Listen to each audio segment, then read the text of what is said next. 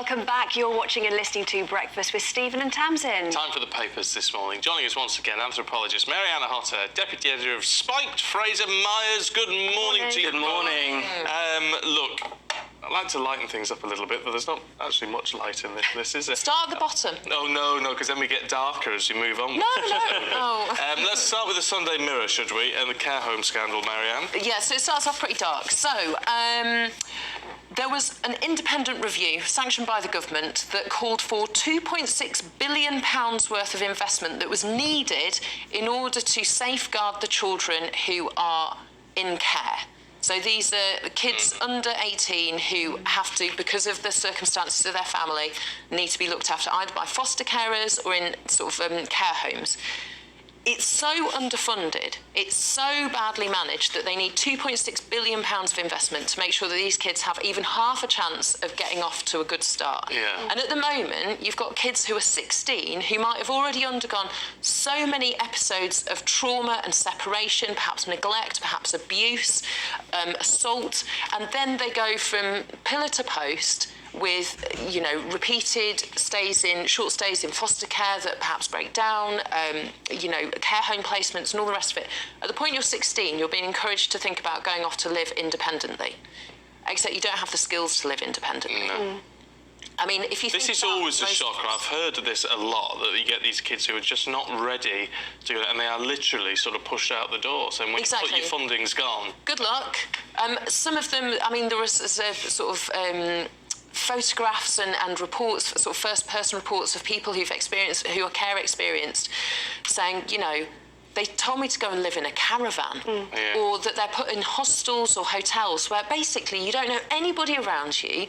You're just out on your own. And not adults, are they? And you're not adults, that's the thing. I mean, for most of us, if we were stripped away from our social networks, our family networks, we don't have any money in the bank account, you don't have those life skills, most of us would flounder with our mental health and physical health and our ability to sort our lives out. It makes them very easy picking for criminal gangs as well. Absolutely. In particular, lots of children go missing via the care system. It's invulnerable, doesn't it? And so what has the Children's Social Care Strategy announced last week? So the independent review said need 2.6 billion. Yeah. The government have provided 200 million. And you kind of think, if you are into that rhetoric about make Britain great again, you know, we're on our own 2 feet, post-Brexit, blah, blah, blah, blah, blah, fine, great. I'm a big fan of making the UK financially and socially successful. We have to give our people a chance, and the way to do that is to support the people who, through no fault of their own, don't have the chances that many of us take for granted. I'll tell you what just there should don't be even realise done. our privileges. I'll tell you what there should be done. There should be a bigger push and bigger encouragement for people. And there are no people who go through rounds and rounds and rounds of IVF and desperate to have their own children. And I understand that. However, there are children out there who need to be adopted and given a. And I think, I know a number of families who've adopted children. And it's an incredible thing to do, and then they're now happy families. The adoption process, though, in itself, it's hard. I think It is, but I think you can't go into it without the support that you need, because you're potentially going into a situation where you're not given a sort of blank slate. You know, it's not like a goo wrapped in a it's blanket. difficult. You might be in a situation where you're having to provide therapeutic parenting to help a child who has all manner of challenges to get through and sort out. And if you don't have the support from social workers, from access to child and adolescent mental health services, you are being set up to fail, and that poor child is being set up to fail. Well, no, all that support needs to be there, but and we need to encourage more of it. But you can't volunteer and go, I'll do it, I'll sacrifice myself, my family life and the welfare of this child to have a go. No. We wouldn't expect someone to do that with an adult. You wouldn't say, I'll look after 5 people with dementia. I don't really, I'll work it out. I'll look on YouTube. You can't do that with children, vulnerable children. You can't. Some people have the support, will, that requires money. It does. It's hard to argue with it, I'm afraid. Right, Fraser, should we go to the Mail? Idris Elba, what's he saying? Idris Elba, I think this is a really quite heartwarming story. He's saying, I'm not a black actor, I'm just an actor. He's saying essentially that he doesn't want to be typecast, he's being put in boxes.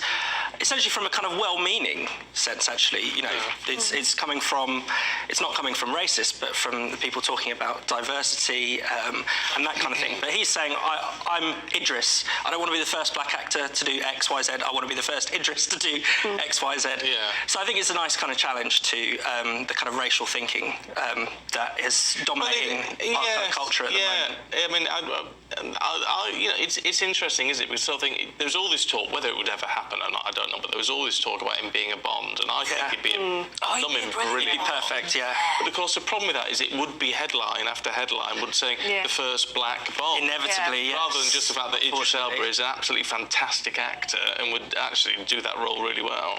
So I can understand his frustration on that. Yeah, definitely. But I think it's, you know, welcome. He's saying essentially that, our well-meaning, it's right to talk about racism, it's right to call out racism, but we've become overly obsessed with race and with racialising people, not seeing people for what, you know, not seeing each other for what we have in common, but focusing too much on the really quite small and trivial differences. Yeah. Fantastic actor. Yeah.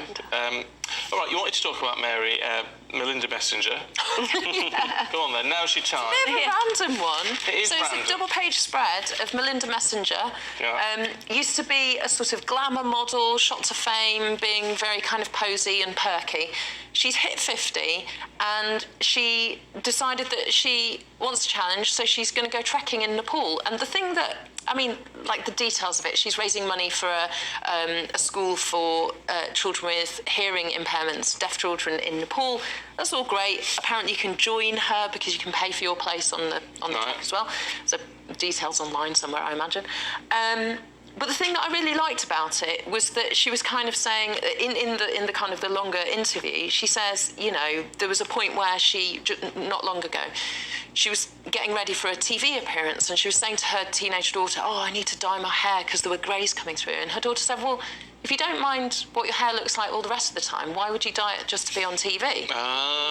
And she went, oh, I realised, you know, that I kind of have to own who I am, who I'm comfortable with, not perform to pretend to be this person that I expect other people expect me to be. Yeah. And that kind of idea of that it's a sort of coming of age at the age of 50. And she's like, I love Nepal, so I'm going to go trekking. Good for her. And I'm like, good for you. Yeah. Put your walking boots on, don't dye your hair, be yourself. But there is still this pressure, isn't it? We can't get away from it. Yeah, so I kind of thought the thing that I really like about it is that Melinda Messenger is this sort of like absolute archetype of, forgive me, Melinda, airhead, blonde, it's all about the boobs and like being pretty and not too challenging. And actually she's going, she's not like that I am at all. an actual person. And I've met her a couple of times back in the day, and she's actually just like a really nice, intelligent woman, you know, and actually very normal. Yeah. She's and like a normal. Her hair's gone grey. And her hair's gone grey. I think her hair looks amazing grey, actually. We just had a picture of her up there. Yeah. Fantastic. You see, I'm all for grey, but then I'm slightly biased. But there you go. What colour's yours when you don't dye it, Fraser? Oh, blonde, actually. Is it blonde? Yeah. Blonde? You know, the number of people who say to me, though, oh, you're going to get just for men. But it's like, no.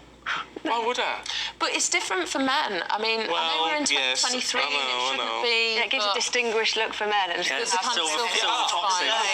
Yes, it does. In terms of how the public perceive you, then yes, I agree entirely. But it's not different for men in that you still look in the mirror and go, Bluminette, is that me? Is that me? Have I really got this old all of a sudden? I still feel like I'm 20. I think fundamentally we need to really challenge that sort of ageism that underlies so much of it. And it becomes self-critical because you've internalised all those ideas about, like, oh, you're over the hill, you're past it, or even the kind of ideas that seep in much younger, like, oh, so-and-so's on the shelf, or like, oh, they didn't make it because...